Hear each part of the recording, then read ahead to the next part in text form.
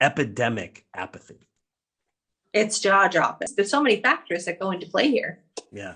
And I know you're a big fan of everything that we're more or less about here at the Are We Here Yet podcast, right? As far as locality and the decentralization of many of our, the factors in our national economy and so forth. But I mean, what do you say to a person who's like, you know what, living in a world where it's all about major brands and there's maybe one or two companies for every product or service, and a drone delivers all I could ever wish for and more to my front door, so I don't even have to leave the house.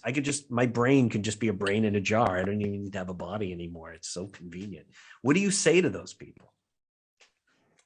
You know what? Those might not be the people that are going to go out and shop local then. There's Well, clearly they're not, but I mean, but somehow we have to change those behaviors.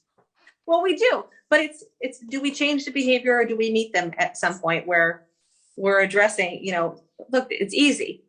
We have to understand why they're choosing that to shop the way they're shopping. Yeah. Is it convenience? Is it price? Is it one of these? Is it selection? I mean, look at the stores. You go out now and you can't find a tenth of what you could find online, a hundredth of what you could find online. So it's, again, one, we need to understand the people who do. We need to understand, and this kind of goes back to the town too, when creating these economic development strategies. We need to understand, even from a business perspective, as you're creating your business and marketing plan, who is your consumer now?